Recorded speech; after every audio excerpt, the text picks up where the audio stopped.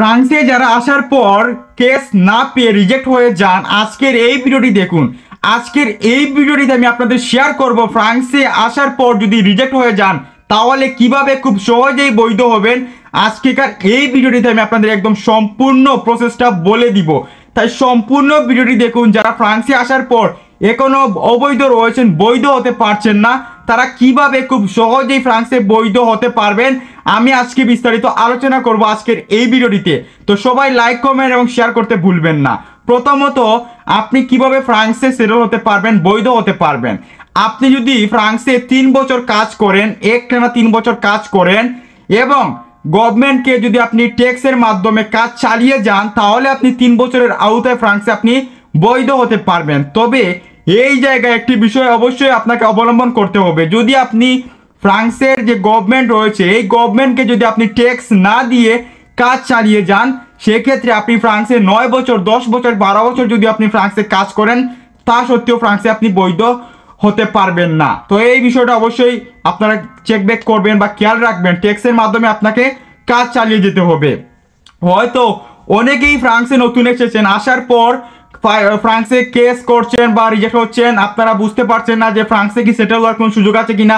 তো তাদের জন্য এই খুশির সংবাদ হচ্ছে আপনারা 5 বছরের আওতায় ফ্রান্সে বৈধ হতে পারবেন, 3 বছরের আওতায় বৈধ হতে পারবেন।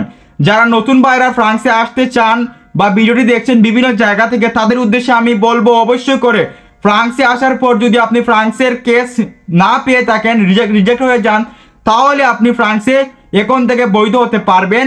বৈধ হওয়ার সুযোগ রয়েছে, সুযোগ সুবিধাগুলো অবশ্যই আপনারা বুক করতে পারবেন ফ্রান্সে আসার পর। কারণ ফ্রান্স এমন একটা দেশ, এই দেশে শুধু সরকারিভাবে যদি আপনি কেস না পান, সেই ক্ষেত্রে আপনি বৈধতা হতে পারবেন না। তবে বিভিন্ন সিস্টেম রয়েছে, এই সিস্টেমগুলোর মাধ্যমে ফ্রান্সে আপনি খুব সহজেই বৈধ হতে পারবেন। হয়তো অনেকেই বলবেন ফ্রান্সে এখন বর্তমানে স্যালারি কার্ডের জন্য আপনি কাজের আওতায় যদি ফ্রান্সে সেটেল হতে চান, তাহলে আপনার ভাষার দক্ষতা থাকতে হবে। যদি আপনার ভাষার দক্ষতা না থাকে, সার্টিফিকেট না থাকে, তাহলে সেই ক্ষেত্রে আপনি পেপারের জন্য বা যতক্ষণ আপনি স্যালারি কার্ডের জন্য আবেদন করবেন, সেই ক্ষেত্রে হয়তো একটু ঝামেলা হতে পারে বলে আমি মনে করি। তবে আপনি অবশ্যই এই বিষয়গুলো একজন ফ্রান্সের দক্ষ ব্যক্তির সাথে কথাবার্তা বলে আপনারা দেখবেন যে ফ্রান্সের ভাষা, আপনি সার্টিফিকেট কতটুকু প্রয়োজন, জানা ফরাসি ভাষা কতটুকু ইম্পর্টেন্ট, এই বিষয়গুলো আপনারা চাইলে তাদের সাথে বসে আপনারা বুঝে নিতে পারেন। এবং আপনারা যদি বলেন তাহলে আমি পরবর্তীতে একটি ভিডিওতে বলে দিব। তো যারা ফ্রান্সে এখন এসেছেন, ফ্রান্সে কেস চলছে বা যদি রিজেক্ট হয়ে যান, চিন্তার কোনো কারণ নেই। ফ্রান্সে আপনি সেটেল হতে পারবেন 3 বছরের আওতায়, 5 বছরের আওতায় খুব সহজেই ফ্রান্সে আপনি বৈধ হতে পারবেন।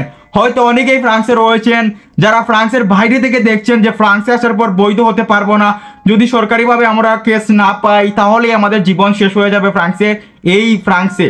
তো আমি আপনাদের বলতে চাই, ফ্রান্সে আসার পর আপনি অবশ্যই সেটেল হতে পারবেন। সরকারিভাবে না হলে আপনি কাজের মাধ্যমে আপনার লিগ্যাল হতে পারবেন, কোনো রকমের কোনো সমস্যা হবে না। লিগ্যাল এমন একটা বিষয়, যদি আপনি লিগ্যাল না হতে পারেন, যে কোনো দেশে আপনি চলাফেরা করতে পারবেন না, স্বাচ্ছন্দ্য বোধ করতে পারবেন না। কারণ যদি লিগ্যাল হতে পারেন, লিগ্যাল হতে যদি পারেন, তাহলে আপনি ফ্রান্সে খুব ভালোভাবে থাকতে পারবেন, কাজ করতে পারবেন, কোনো রকমের সমস্যা হবে না, ঝামেলা নেই। তো আশা করি বুঝতে পেরেছেন। আর যারা ফ্রান্সে ইতিমধ্যে রয়েছেন স্যালারি কার্ডের মাধ্যমে 3 বছরের 5 বছরের আওতায় যাদের পেপার হয়েছে ফ্রান্সে, আপনারা অবশ্যই কমেন্টস করবেন যে আপনারা কিভাবে কি করলেন, কি কি ডকুমেন্টসের প্রয়োজন, এইগুলো অবশ্যই করে আপনারা ভিডিওর কমেন্টে লিখবেন। আর আপনারা যদি চান সেই সম্পর্কে আমি ভিডিও আনবো, যদি আপনারা কমেন্টস করেন আমাকে, তাহলে আমি এই রিলেটেড একটা ভিডিও অবশ্যই আপনাদের তৈরি করে দিব যে কি কি প্রয়োজন, ডকুমেন্টসের কি কি প্রয়োজন যখন আপনি আবেদন করবেন, অ্যাপ্লাই করবেন আপনার বৈধ হওয়ার জন্য। তো আশা করি বুঝতে পেরেছেন। তো আজকের এই ভিডিওটি এই পর্যন্ত। সবাই ভালো থাকুন, সবাই সুস্থ থাকুন, আল্লাহ হাফেজ।